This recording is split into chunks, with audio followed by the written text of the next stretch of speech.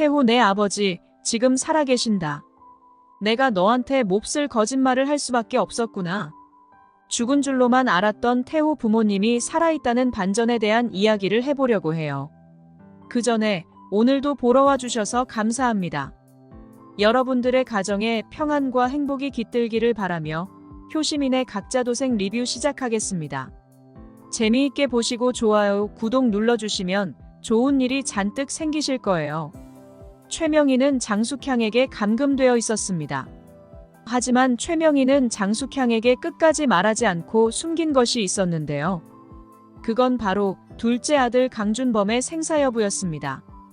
대관령 고개에서 일어난 사고로 사망했다고 알려진 것과는 다르게 강준범은 비밀스러운 장소로 옮겨져 여전히 살아있었던 건데요. 할머니, 그게 사실이에요? 우리 아빠 살아있어요? 왜 저한테 이제야 알려주시는 거예요? 강태호는 믿을 수 없는 소식에 깜짝 놀라 자빠지는 줄 알았습니다. 지금까지 부모님의 죽음을 사고라고 알고 있었는데 TV 라이브 기자와 엮이면서 그게 사고가 아니라는 의혹이 일고 있었잖아요. 아빠가 대관련해서 사고가 나기 직전에 강진범의 차량이 아빠 뒤를 뒤쫓아갔다는 형사의 증언 때문에 단순한 사고가 아니라 누군가가 의도적으로 사고를 유도한 걸지도 모른다는 생각을 하고 있었습니다. 지금 아빠 어디 계시는 거죠? 지금까지 왜 나타나지 않고 숨어 계시는 거예요? 강태호는 사고 이후로 많은 시간이 흘렀는데도 강준범이 자기가 살아있다는 것을 왜 감추고 있는지 물었습니다. 그런데 최명희가 알려준 진실에 강태호도 어쩔 수 없이 아빠의 사정을 이해할 수밖에 없었어요. 내 아빠가 세상에 나오지 않은 건 내 아빠의 뜻이었다. 최명희는 담담한 목소리로 설명을 이어나갔습니다. 준범이는 그날 사고가 난 게 장숙향이 사주한 일이라는 걸 직감했어. 그리고 자기 사고가 빠르게 정리되면서 강진범이 회장 자리를 승계하는 것을 똑똑히 지켜보고 있었지. 그런데 사고가 있었던 날 내가 구해낼 수 있었던 사람은 준범이 하나였다. 내 엄마는 그날 그 자리에서 바로 사망하고 말았어. 최명희는 장숙향의 검은 욕심을 알고 있었습니다. 그래서 미리 장숙향을 감시하고 있었던 건데 그러다가 보니 반응이 조금 늦고 말았던 거였어요. 그래서 강준범이 세상에 나오지 않을 결심을 하게 된 사건이 발생하고 말았던 건데요. 지금 바로 강준범의 차를 따라가서 확실하게 일을 마무리 지으세요. 그날 강진범의 차를 몰고 강준범을 따라간 건 장숙향이 아니라 장숙향의 오른팔 염전무였습니다. 최명희는 장숙향을 너무 대놓고 의심할 수는 없었어요. 그래서 최소한의 인원으로 눈에 띄지 않게 장숙향을 감시하고 있었던 건데요. 두 사람이 교대로 근무하면서 장숙향을 지켜보고 있었는데 장숙향이 직접 움직인 게 아니라 염전무에게 모종의 지시를 내려서 염전무가 강준범을 쫓아나가는 상황이 발생했던 거였습니다. 최고모님, 장숙향을 감시해야 하는데 염전무가 강준범 부회장 차량을 따라 나갔습니다. 어떻게 해야 할까요? 보고를 받은 최명희는 장숙향을 감시하던 다른 한 사람에게 연락해서 염전무의 뒤를 따르게 했습니다. 하지만 그게 아쉬운 판단이었어요. 아무리 장숙향이 악독한 여자라고 해도 설마 사람을 죽이기까지야 하겠냐 생각했던 최명희가 너무 안일했던 거죠. 장숙향은 자기 욕심을 위해서라면 사람을 죽이고도 남을 여자였습니다. 다른 사람을 불러서 염전무의 뒤를 쫓을 게 아니라 장숙향을 감시하던 사람을 바로 염전무한테 붙였어야 했습니다. 장숙향에 대한 감시를 늦출 수 없다고 생각했던 것이 안타까운 사고를 막지 못하게 되고 말았던 건데요. 최명희가 염전무의 뒤를 쫓으라는 지시가 약간 늦어지면서 염전무가 몰고 있던 강진범의 차량은 이미 대관령 고개로 진입하고 있었고 그 뒤를 쫓는 최명희의 사람은 사건 현장에 도달하는 것이 조금 늦어지고 말았습니다. 내가 보낸 사람이 거기 도착했을 때는 이미 사고가 일어난 후였다. 차가 추락해서 불타고 있었고 내 엄마는 이미 죽어 있었어. 준범이만 겨우 목숨을 붙여서 다른 곳으로 옮길 수 있었는데 장숙향 그 악독한 년이 설마 그렇게까지 악독할 줄 몰랐던 게 너무나도 한스럽구나. 정말 너무 큰 사고여서 준범이는 오랫동안 깨어나지 못했다. 그래도 집중 치료를 받은 덕분에 간신히 의식을 회복할 수 있었어. 아빠가 혹시 머리에 무슨 문제가 생긴 건 아니었어요? 강태호는 강준범이 깨어나기는 했지만 사고로 머리를 다쳐서 후유증이 남아버린 것은 아닐까 걱정했습니다.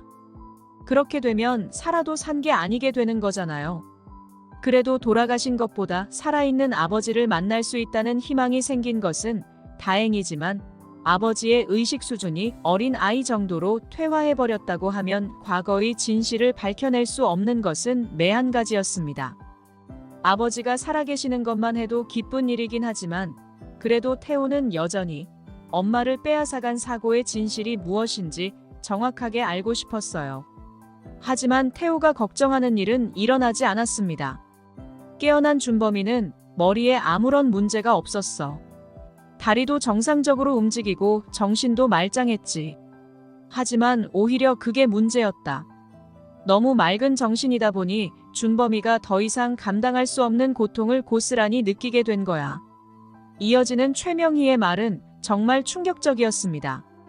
강태호는 강준범이 세상에 나오지 않고 숨어서 살 수밖에 없는 이유를 이해하게 됐는데요. 자기라도 아빠의 입장이었으면 그랬을지도 모른다는 생각이 들었죠. 강태호는 지금 효심이와 사랑에 빠졌잖아요. 효심이를 너무 사랑한 나머지 이선순에게 바로 결혼하고 싶다는 이야기까지 해버렸습니다. 강태호가 사랑에 빠지지 않았다면 절대 이해하지 못했을 이야기를 효심이를 만나게 되면서 이제는 이해할 수 있게 된 거였어요. 준범이는 너희 엄마를 잃은 것에 정말 크게 슬퍼했어. 몇 날 며칠을 눈물만 흘리면서 식음을 전폐하고 고통스러워했다. 민정이는 참 좋은 아이였거든. 그런데 그런 아이를 잃은 이유가 자기 때문이라는 생각을 하게 된 거야. 자기가 태산의 후계자만 아니었어도 세상에 이런 비극은 없었을 거라며 자책했다. 강준범은 태호 엄마가 죽은 게 태산의 후계자 다툼 때문이라는 것을 단박에 눈치챘습니다. 장숙향이 그랬는지 아니면 강진범이 그랬는지는 정확히 모르겠지만 형과 형수가 자기를 죽이려고 했다는 믿을 수 없는 진실은 변함이 없었고 그러다가 강준범은 구사일생으로 살아남았지만 태호 엄마는 그 자리에서 즉사하고 말았던 비극이 발생한 거였죠. 그걸 알게 된 강준범은 지독한 고통 속에서 몸부림치다가 어느 순간 모든 것을 포기해야겠다는 생각을 했습니다. 준범이는 천성이 착한 아이였다. 다시 세상에 나와서 복수를 하게 된다면 자기도 진범이와 장숙향에게 똑같은 짓을 해줘야 한다는 걸 깨달은 거지. 자기가 죽었다는 걸로 세상에 알려지고 진범이가 태산의 회장 자리에 앉게 되면서 준범이는 복수를 포기하는 것이 더 행복한 일이라고 생각했던 거야. 강준범은 자기가 복수를 하는 과정에서 또다시 많은 사람들이 피를 흘리게 될 거라는 생각이 들었습니다. 그것도 그렇지만 장숙향과 다르게 강준범은 그리 악독한 사람이 되지 못했어요. 자기 손으로 자기 형을 죽이려고 한다는 건 강준범의 심성에서는 도저히 있을 수가 없는 일이었습니다. 그래도 아버지가 어디 있는지는 알려주세요. 아버지가 살아계신데 얼굴도 한번 보지 못하는 건 말도 안 되잖아요. 강태호는 예전에 묻어둔 사건을 파헤치는 것보다 더 중요한 일이 있었습니다. 아버지를 만나서 꼭 해드려야 할 말이 있었거든요. 아버지께 며느리가 생긴다는 이야기는 직접 하고 싶었습니다. 우리 효심이 인사시키고 결혼 승낙 받아올게요. 강태호는 이선순한테 인사를 드리면서 자기는 부모님이 없다고 했던 것이 마음 한켠에 걸리는 느낌이었거든요. 그리고 누구보다 아버지한테 효심이를 자랑하고 싶은 마음도 컸습니다. 효심이를 보면 당연히 마음에 들어 하실 거라고 생각하는 강태호는 미래의 팔불출을 예약해 놓은 거나 다름이 없었는데요. 효심이와 강준범이 만나게 되면서 또다시 엄청난 사건이 터지고 말 거라는 사실은 강태호도 예상하지 못하고 있었어요. 강준범과 효심이가 만나게 되면서 또 어떤 사건이 벌어지게 되는지는 다음에 또 이야기해 보겠습니다. 이번 영상 재미있으셨으면 구독과 좋아요 부탁드립니다. 구독은 저에게 큰 응원이 됩니다. 오늘도 시청해 주셔서 감사합니다.